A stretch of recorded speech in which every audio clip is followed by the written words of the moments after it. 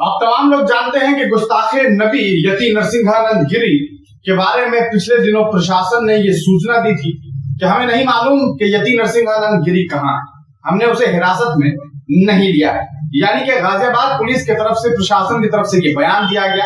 आप जानते हैं कि किस तरह से डासना में इस व्यक्ति ने जो है नबी पाक सल्लल्लाहु अलैहि वसल्लम की शान में गुस्ताखी की, ऐसे लफ्जों का इस्तेमाल किया, ऐसी अमर्यादित टिप्पणी की जो किसी भी तरीके से कोई भी मुसलमान, चाहे वो दुनिया के किसी हिस्से में रहे, वो इन चीजों को कबूल नहीं कर सकता है। लेकिन इसके बावजूद आपने देखा हिंदुस्तान के ही मुसलमानों ने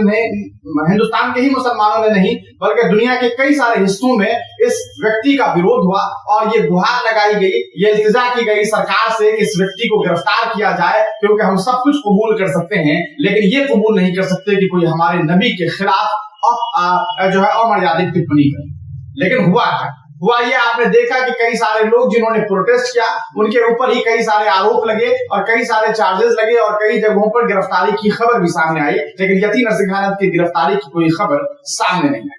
यति नरसिंहानंद गिरी कोई पहली बार ऐसा बयान नहीं देता है, बल्कि उससे पहले उसने कई बार अमर्यादित टिप्पणी की थी। आज एक बार फिर यति नरसिंहानंद गिरी सामने आ गया है। जी हाँ, पिछले दिनों ये खबर सामने आ रही थी क्योंकि प्रशासन के द्वारा ये बयान दिया गया कि हम नहीं जानते हैं कि वो कहाँ है, तो अब उन्हें शायद इस बारे में जानकारी एकत्रित करने में आसानी हो, क्योंकि अब यति नरसिंहानंद गिरी ने एक वीडियो जारी किया है और उत्तर प्रदेश के उन मुख्यमंत्री योगी आदित्यनाथ जी से गुहार लगाई है जिस मुख्यमंत्री को लेकर के भी इस व्यक्ति ने अमर्यादित टिप्पणी करते हुए कहा था कि अगर एक बाप की औलाद है, ये बात योगी जी के लिए कही गई थी। सोचिए, एक सूबे के मुख्यमंत्री के लिए इतनी बड़ी टिप्पणी और ऐसी अमर्यादित टिप्पणी की गई, लेकिन इसके बावजूद इसके ऊपर कार्रवाई क्यों नहीं हुई, ये तो सोचने वाली बात है।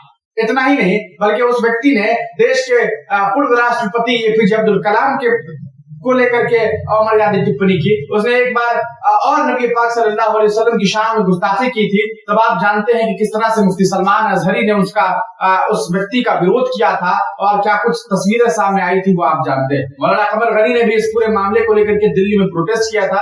बाद में आपने देखा था कि किस तरह से मौलाना कमर गनी को जो है पुलिस ने हिरासत में लिया था, फिर बाद में छोड़ दिया, लेकिन गिरफ्तारी नहीं हुई। तो वो यति नरसिंहानंद गिरी है। आज उस व्यक्ति के ऊपर दर्जनों मामला दर्ज हैं। कहा जा सकता है कि वो वैसे तो एक भगवा लिबास में रहने वाला अपने आप को धार्मिक व्यक्ति बताता है, लेकिन वो किसी गैंगस्टर से कम नहीं।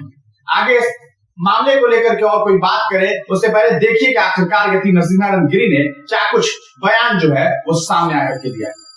देवादिदेव भगवान महादेव शिव और जगत जननी मां जगदम्बा के चरणों में नमन करते हुए मैं श्री पंचस्नाम जूना अखाड़े का महामंडलेश्वर यति नरसिंहानंद गिरी, मैं उत्तर प्रदेश के परम यशस्वी मुख्यमंत्री योगी आदित्यनाथ जी महाराज के चरणों में निवेदन करना चाहता हूं।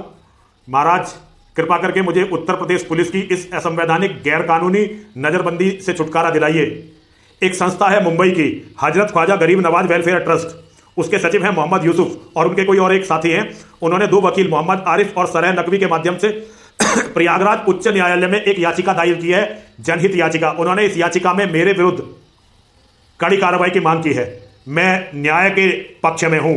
मैं चाहता हूं कि मोहम्मद के और मोहम्मद के अनुयायियों के बारे में मैंने जितनी भी बातें आज तक कही हैं उन सब के प्रमाण मैं उच्च न्यायालय के समक्ष रखूं ताकि सही न्याय किया जा सके। देखिए, जिसे अपराधी घोषित किया जा रहा है उसका पक्ष सुने बिना न्याय नहीं हो सकता और इस नजरबंदी में मैं ये कार्य नहीं कर सकता, क्योंकि मुझे मोहम्मद और उसके अनुयायियों के बारे में प्रमाण एकत्रित करने के लिए प्रमाणित इस्लामिक ग्रंथों को इकट्ठा करना पड़ेगा।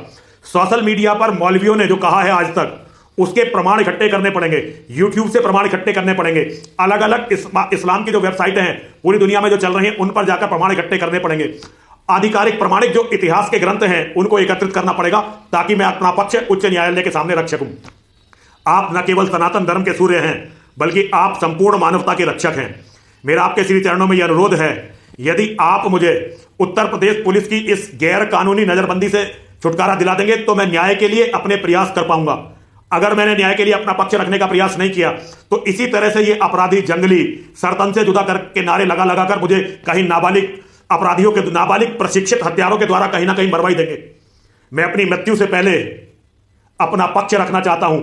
मैं उच्च न्यायालय में बताना चाहता हूं कि मैं क्यों मोहम्मद और उसके अनुयायियों को, न केवल सनातन धर्मियों, न केवल हमारे बल्कि संपूर्ण दुनिया के गैर मुस्लिमों के प्रति एक भयंकर अपराधी मानता हूं। मोहम्मद के जन्म से लेकर आज तक मोहम्मद के अनुयायियों ने, जिसमें मोहम्मद का अपना जीवन भी सम्मिलित है, दूसरे धर्मों को मानने वाले, दूसरे विश्वासों को मानने वाले कितने निरपराध लोगों की हत्या की है, कितनी महिलाओं के साथ बर्बरता की है, उनके मठ मंदिरों को किस प्रकार से तोड़ा गया है, किस तरह से सब अस्त व्यस्त कर दिया गया है, ये सारे प्रमाण मैं उच्च न्यायालय के समक्ष रखना चाहता हूं। इसके लिए मुझे अपने साथियों की पूरी एक टीम भी गठित करनी पड़ेगी और प्रमाण के लिए मैं विदेश से भी, अमेरिका से, कनाडा से, यूरोप से, लंदन से, जर्मनी से, फ्रांस से अपने साथियों को बुलाना चाहता हूं, जो साथी भारत में आकर वो प्रमाण देंगे जिसके कारण मेरा मोहम्मद के बारे में यह विश्वास जो मैं कहता हूं बना है। योगी जी कृपा करिए, न्याय करिए, न्याय की रखवाली करिए, मुझे मेरा पक्ष रखने का मौका दीजिए, मुझे इस नजरबंदी से छुटकारा दिलाइए। आप हमारे संरक्षक हैं, आप हमारे मार्गदर्शक हैं, हमारा आप में अटूट विश्वास है। मुझे पूरा विश्वास है कि आप मुझे न्याय के सामने अपना पक्ष रखने का अवसर देंगे। हर हर महादेव, हर हर महादेव, हर हर महादेव। तो आपने सुना यति नरसिंहानंद गिरी को कि किस तरह से उसने जो है ये बात बताई है कि वो अवैध तरीके से पुलिस की हिरासत में, मतलब साफ है कि वो ये कहना चाहता है कि प्रशासन ने उसे हिरासत में ले रखा हुआ है। जो सवाल खड़ा करता है ये कि जब प्रशासन ये कह रही है कि हमें मालूम नहीं, तो दूसरी तरफ ये व्यक्ति ये कैसे कह रहा है कि मुझे अवैध तरीके से प्रशासन नहीं रखा हुआ है। मतलब यहाँ पर कॉन्ट्रडिक्शन ये देखने को मिल रहा है कि क्या प्रशासन ये जानती है कि ये व्यक्ति कहाँ है? फिर अगर जानती है तो इस व्यक्ति की गिरफ्तारी क्यों नहीं की गई? इसके ऊपर विधिवत कार्रवाई करते हुए आखिरकार इस व्यक्ति को सजा क्यों नहीं दिलाई गई? क्योंकि इसने एक धार्मिक मजहब के इष्ट के खिलाफ, एक धार्मिक मजहब के प्रॉफिट के खिलाफ ऐसी अमर्यादित टिप्पणी की है जो किसी भी तरीके से कबूल नहीं किया जा सकता है। आप इस पूरे मामले को किस तरह से देखते हैं, अपनी राय कमेंट सेक्शन में जरूर दीजिए।